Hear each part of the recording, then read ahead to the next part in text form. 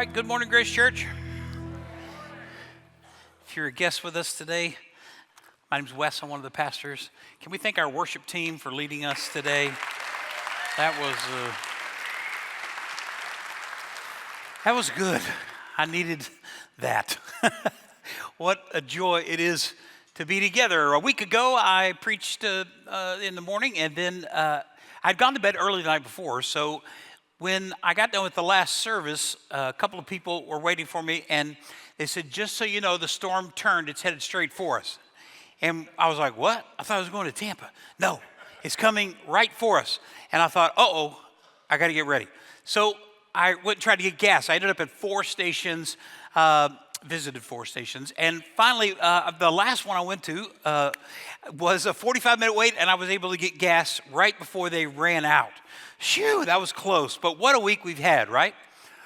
What a 2-week period that we've had. I think about it. Actually, it's more like what a 2-year period that we've had together. We had a pandemic, so what a 4-year period that we have endured together. Wow. Yes. So I know election season is coming up next. Yay. Yeah, we went from the weather forecast, it's going to pass, and then we go to the political commercials, By the end, I was just like, ha. So I did come up with this idea, and it's to put on the ballot for the state of Florida that we are going to skip the next 5 hurricane seasons. Can we get 100% support on that? Would everybody vote for that, please? Yep, I'm going to suggest that. I have no idea how to do it, but I'd like to outlaw hurricane season, at least for a little while. My goodness. Now, I know some of you got flooding again in your house. Some of you came through unscathed. I know there's a variety of emotions that are present here as well. Somebody here, you might be just filled with gratitude. You're filled with relief, right? Somebody here, you might be angry. You might be just spent, anxious, numb. How are you doing today? How's your emotions? See, I've noticed this about storms. We get so much information on how to plan for storms. Like there's downloadable worksheets that you can check off, like things to buy. There's how to prepare your home for the storm. There's all these different guides on what to do to get ready. And then there's 24/7 news coverage, get ready. And nobody really talks to us about how to recover after the storm. Have you noticed that? Here's what I've heard so far. No trash pickup. Stack your shingles on the curb. Don't put them in a bag. And I'm like, that's it? That's all we got? Because I don't know about you, but I'm not only concerned about people's homes today, I'm concerned about our hearts after all we've been through in the last few weeks. So we're going to step out of our message series just for today on Everyday Mission. We'll come back to that next week. And I just want to talk to us about after the storm. What can we do after the storm as the people of God? And aside from, let me just get down to the brass tacks. Let me ask you a question. How's your soul today? How's your soul? Do you know how you're doing? You might wonder, well, what is exactly a soul? If you're new to this language, let me explain. Soul's the real you. It's what makes you, the unique you that God made. It's where your emotions, your relationships, your mind, your thoughts, your heart, they all kind of merge together, and it forms kind of the core of who you are. It forms your core identity. Your soul is the spiritual and eternal part of you. We might say to somebody who gave us like a real honest moment, like, wow, you really bared your soul, didn't you? If you're the captain of an airplane or a captain of the ship, they might report how many souls are on board. We use that when we're talking about the most important stuff, even life or death, right? So that's what our soul is. An author by the name of Dallas Willard said this, that our soul is the unity and substance of your life. It's what makes you tick. So with all that in mind, let me ask you the same question again. Do you just ponder this with the Lord? You might want to ask God to come and search and know you. Think about the state of your soul. Jesus said that of all the commandments in the Bible, the most important one begins this way. Look with me at the screen and let's read it together. Love the Lord your God with all your heart and all your soul and all your mind. So there's nothing more important than your soul. Let me ask you, how is your soul today? Why don't we take about 10 seconds and be quiet, and you and the Lord kind of search your heart for a second and just see how we're doing. Time for a little check-in.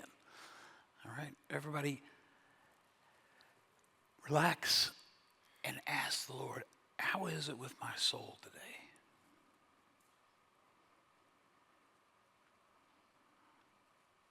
When I examine my own soul, I have to just be honest with you guys that I'm weary. I'm weary. Or am I alone? Is anybody else just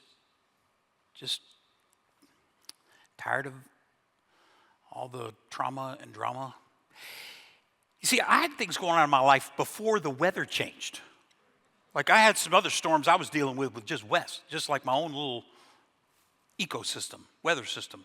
And there were some storms going on there. And then we have these collective storms that we have to endure. And I know that it's not always well with my soul because during this past week, I noticed that my fuse was getting a little shorter. Let's just say I'm a grateful Christian in recovery from anger. And one of the warning lights in my life is when I start to get really snippy.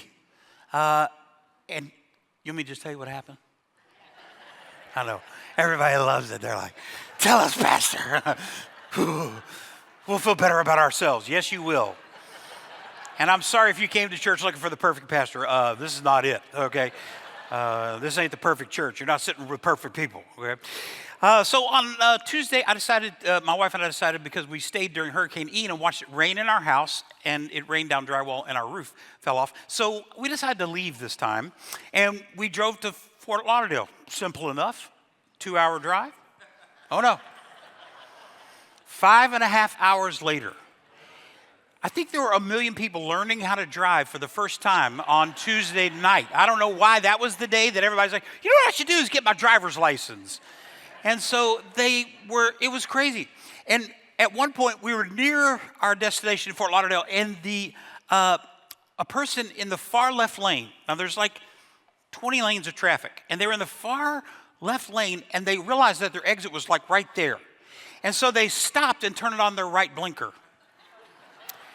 All right, now this is near Miami. You know how people drive in Miami. I mean, you think it's bad here, but in Miami, I mean, we're going 95 miles an hour, and this person decides to stop in the middle of the road with their blinker on so that they can get their exit. I slammed on the brakes, and I just about lost my ever-loving mind. I said things that I don't say in sermons. It was bad. And I'm not going to say them today, and I'm sorry, again, if I'm disappointing somebody, but it's just where I'm at. And I knew it was bad because my wife did this time. We've been married for over 30 years. And she goes, easy, honey.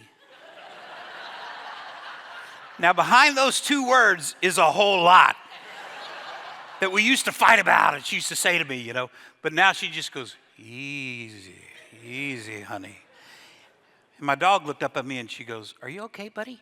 Are you okay? And I'm like, no, I'm not okay. Because this storm has been traumatic.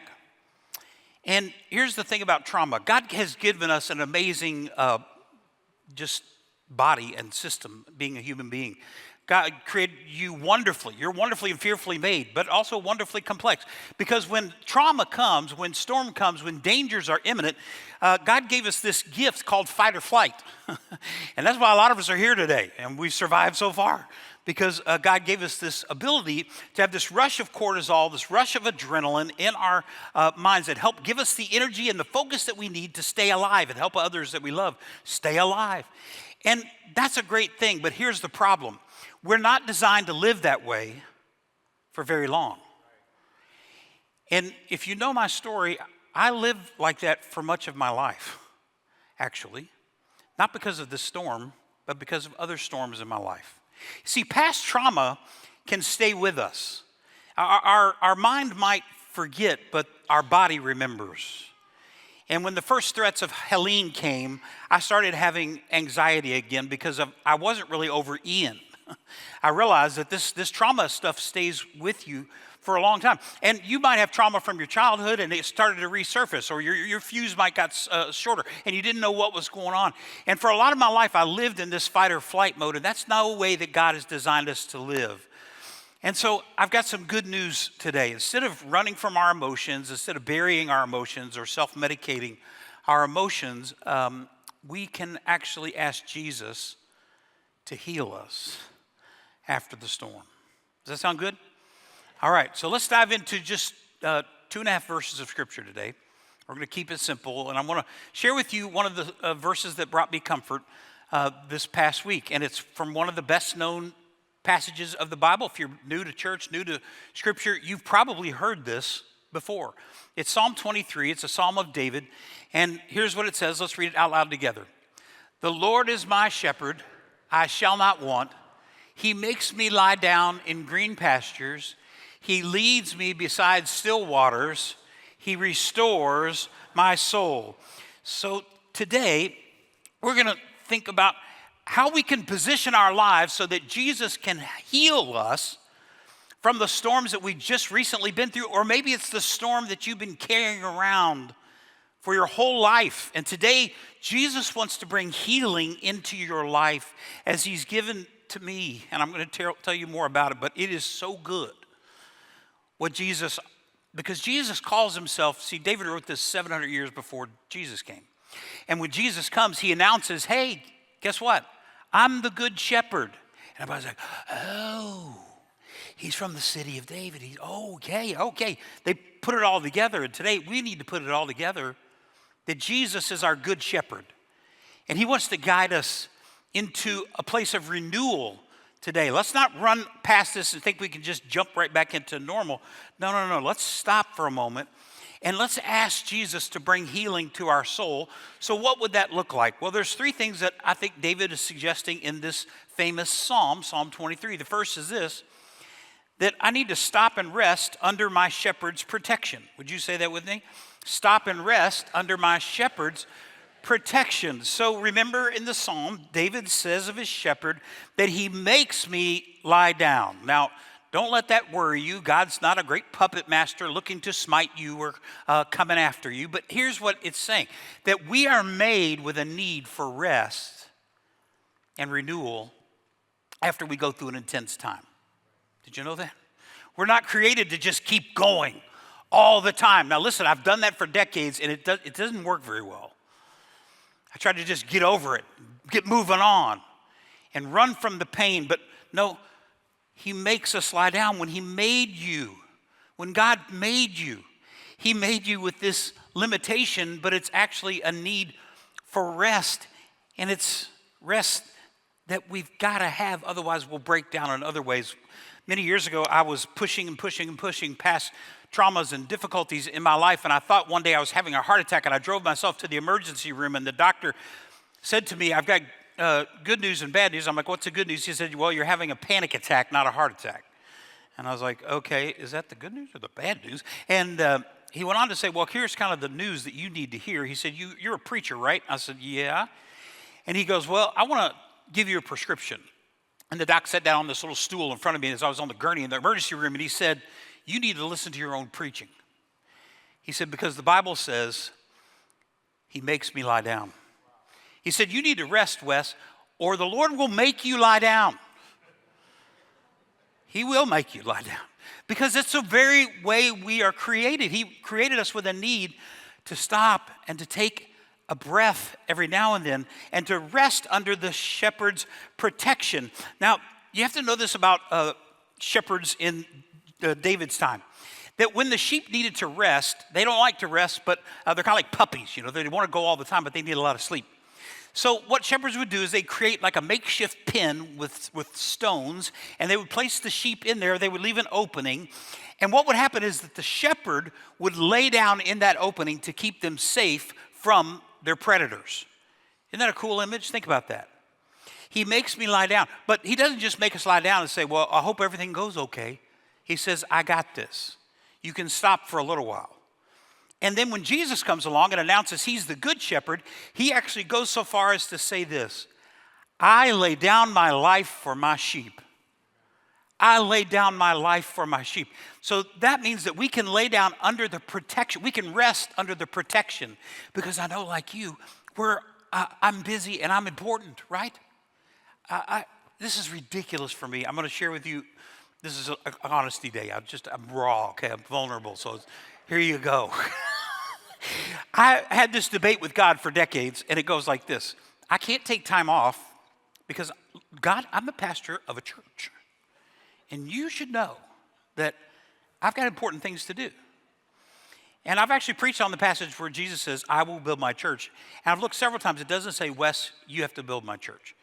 And yet I've had this tension with God. And finally one day I caught myself praying a ridiculous prayer. And it goes like this: well, God, I'm going to take tomorrow off. And I pray that you would look after the church for tomorrow.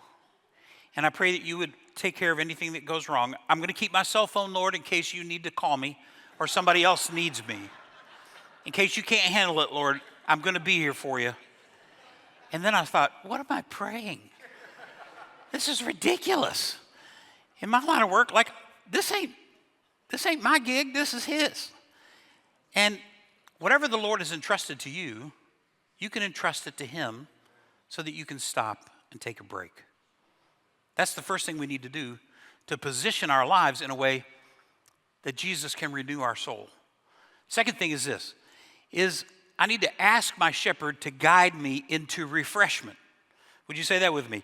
Ask my shepherd to guide me into refreshment. So the next phrase of David's prayer goes like this: the shepherd makes him lie down, where? In green pastures, and he leads me beside still waters. Sheep need green grass in which to graze, and they need still water for them to get a drink, because sheep are really skittish. They're nervous all the time because they're basically defenseless creatures. And so when David is envisioning the Lord as this shepherd, then he's saying, you and I are like the sheep. And we need to let God lead us into refreshment that only he can bring. Now, you can get temporary relief. There's lots of options for temporary relief from trauma or stress or anxiety. The problem is they don't last. And the problem is we start to need those, and we don't look to Jesus anymore to help us. And here's the deal. Jesus limited himself by becoming a human being when he came to earth. We celebrated at Christmas. It's called the Incarnation. But when Jesus came to planet Earth, to be able to relate to you and me and what we've been through in life, he limits himself by having the same needs that we do. So there's a story in the 4th chapter of John's biography of Jesus' life. And that story is so amazing that when we've preached on it before, we kind of skip the opening verses that set up the context. It's the story of the woman at the well and Jesus visiting with the Samaritan woman. It's a multi-layered story. It's really awesome.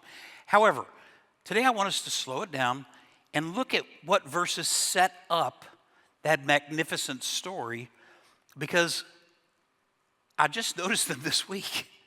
And they are ways that Jesus is a lot like us and what he needed to do when the intensity of his public ministry and message was meeting opposition, that he was for the first time being threatened by the very people who would end up crucifying him.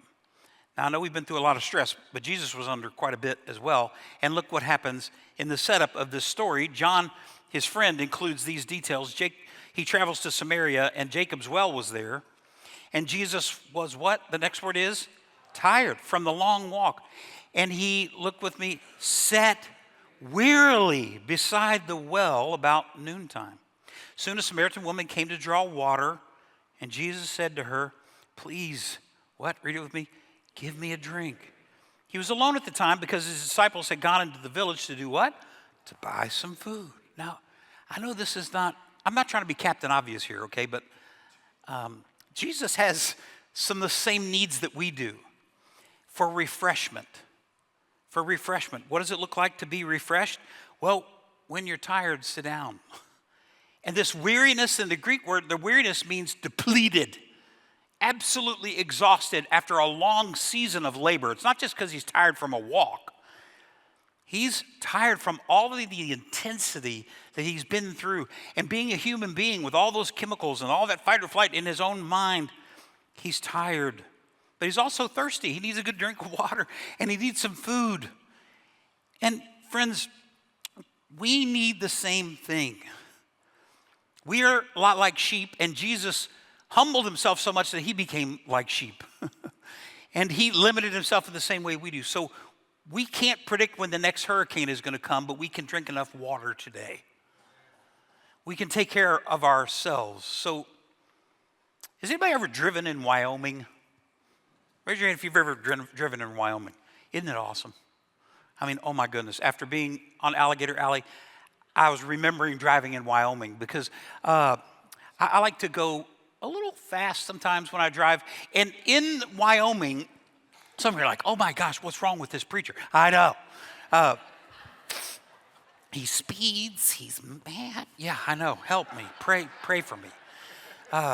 So in Wyoming, here's what the road sign says. I rented a car when I was in Wyoming. And it says this. It doesn't have numbers on it. It says, proceed at a safe speed. Proceed at a safe speed? Okay. That's like what, 110, 90, somewhere between there, right? I mean, it's legal. So in Wyoming, though, you can go a long way between gas stations. And one sign that I saw, I loved. I thought this owner of this gas station was a genius because he set up like a little restaurant there and a t-shirt shop and all this kind of stuff, but he had the gas pumps. And outside of his gas station in Wyoming, there was not another station for 100 miles. And so he put this slogan out on his sign, "This is the stop that keeps you going."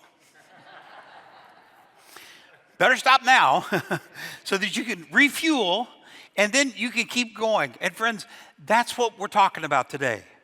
To take care of just the basics. It's okay to look after yourself a little bit. It's okay to rest today. Under the protection of our shepherd, let him lead you into those places of renewal and refreshment. What does that look like for you? Well, we're all wired differently. It might mean taking a nap. It might mean having some fun. It might be getting with some friends that bring you joy and don't deplete you. And don't look at them if they're the other kind of people that drain you. Just get with people that can help renew your life. Eat a healthy meal. Take a walk. All those little things actually are big things. Jesus needed them, and we do too. And so we need to ask our shepherd to bring us to this place where we can find renewal. The third thing we can position our life to do is this, so that Jesus can renew our soul, is to look to my shepherd to restore my soul. Look to my shepherd. Would you say that with me? Look to my shepherd to restore my soul. The last phrase David mentions is this: the Lord is my shepherd, and he restores my soul. And I say this because this is something that Jesus alone can do. Some of you have been looking for that. What is that thing? Is it self-help? Is it self-reliance? Is it some substance of some kind? What is it that can renew and restore our soul? And friends, it's Jesus and Jesus alone. And for me, I always want to run away from trauma. I want to run away from stress. If that doesn't work, I want to minimize it, deny it, ignore it, bury it, medicate it, rage against it.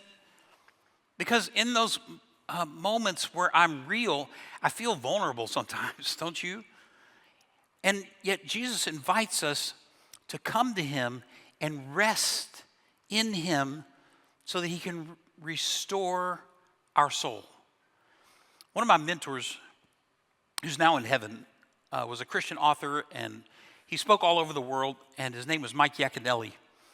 And he wrote these words in one of his books. He said, "Until a few months ago, I had no idea I'd lost my soul. In the busyness and clatter of my life, as I traveled all over the world serving God, I thought my soul was just fine, but it wasn't. I spent hours every day doing God's work, but not 1 second doing soul work. I was consumed by the external and oblivious to the internal. in the darkness of my soul. I was stumbling around, bumping into the symptoms of my soullessness. I was busy, superficial, friendless, afraid, cynical. But I didn't even know where all these negative parts of my life were coming from. Here comes the important part. Then I began to learn there is a difference between believing in Jesus and being with Jesus. Talking to Jesus and letting Jesus talk to me. Acquainted with God out there, but a stranger to God in here. And slowly my soul was reawakened by a loving Father calling me by name. And Mike said, I found my soul again. Soul's the real you. It's the real me. It's the place that God meets us in the deepest part of our being. And our good shepherd wants to heal us and restore us today. Again, Jesus is our model. I love that Jesus had followers who didn't always follow his instructions. Because that kind of reminds me of life, right? And I don't know if you've ever tried to control other people as also a former or a codependent in recovery. That's what makes me angry, by the way. And some of you are like, wow, this guy's got a lot of problems. I do. I know. It's true. But I know this very well, that some things we can't control, and some things Jesus didn't even control. So once he tells, and his popularity is growing, he tells everybody, hey, don't tell anybody that I'm healing and stuff, okay? Everybody just keep it on the down low.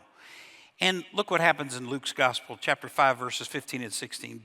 But despite Jesus' instructions, the report of his power spread even faster, and vast crowds came to hear him preach and be healed of their diseases. Read the rest with me.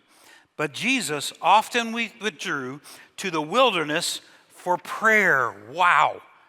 So Jesus is like, please don't tell anybody. The disciples are like, okay, cool, we won't tell anybody. Guess what?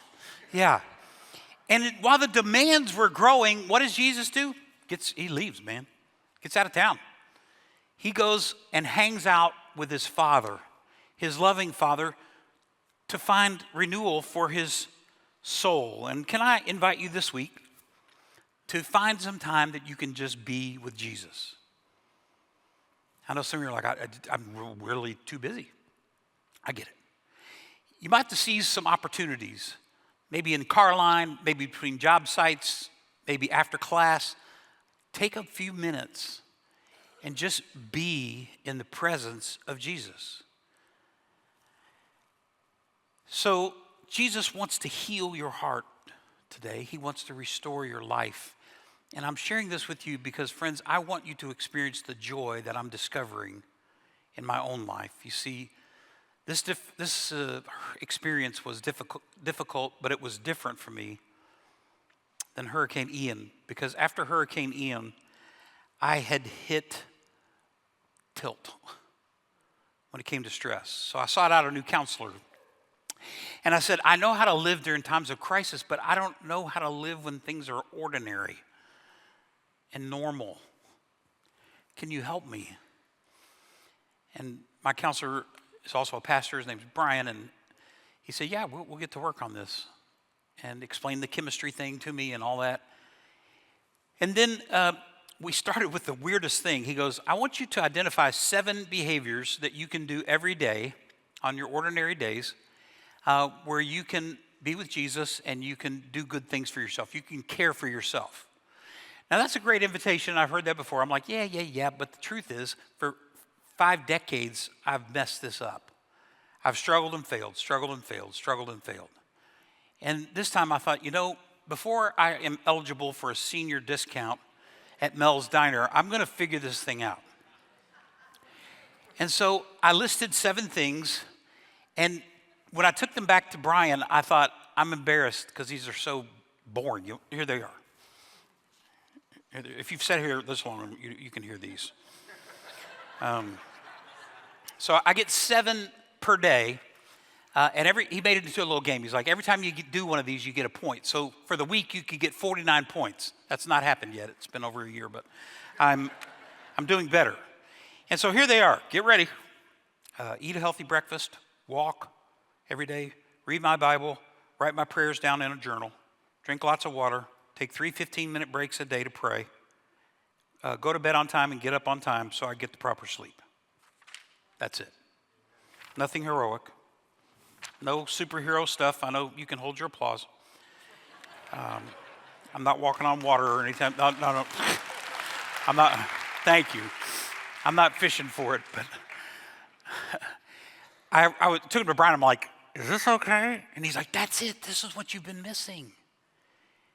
Is taking a break to care for yourself instead of going from crisis to crisis to crisis to crisis. Can I tell you, this is bragging on the Good Shepherd. I am more happy and joyful than I've ever been before in my life. Right this minute, right now. Right this minute, right now.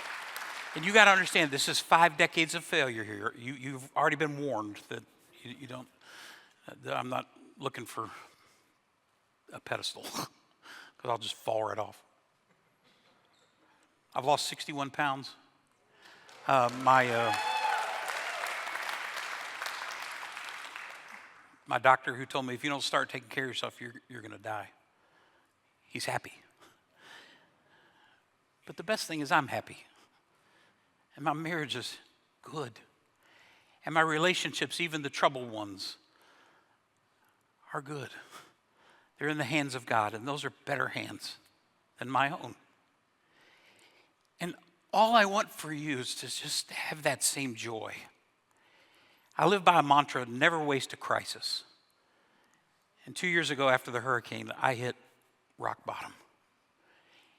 And if you're there today, hallelujah.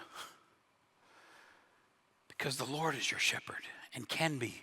And I finally said, okay, Jesus, you're in charge of my life. You lead me and guide me. And these are not super spiritual. They're super simple, like green pastures and fresh water. It's very simple stuff. But friends, Jesus can take the smallest things and multiply them to bless our lives. My life verse has been, and I'm just now discovering it, frankly. Jesus said, I came to give you life to the fullest. And I think I'm starting to figure that out, what he's talking about. I'm actually starting to experience it for the first time in my life like never before. It's just an avalanche of joy that has become indescribable. And Jesus didn't come and die on a cross and be raised from the dead and rescue us from sin and save us from death and bring us out of captivity and let us free from addictions and afflictions and offer to heal our hurts and habits and hang-ups and all of those traumatic things that we've been through. He didn't do all that so we can go around miserable. Some of us are followers of Jesus, but somebody forgot to tell our face. And that was me. I love God. And today, discover with me that the joy of the Lord can be your strength. But you got to get with him. So the storm has passed. And today, I want to encourage you that after the storm, get with Jesus so he can restore your soul. In the name of the Father, Son, and Holy Spirit, all God's people said, amen. So we're going to sing a song together, and it's one that we learned a few months ago, and it really applies to our day today. And it really points to God as the rebuilder, the redeemer, the restorer. And we're going to declare that together. If you want to come to the altar and pray, you might want today to say, Jesus, I need you to be the shepherd of my life. You see, I finally stopped trying to lead my own life, even the details of it. I said, okay, I'm a sheep. I get it. You're the shepherd. You might want to come and kneel and pray that prayer or pray about anything else that you've got going on. If you want somebody to pray with you, lift a hand, or you can make your seat a place of prayer. Let's stand together and let's sing this song.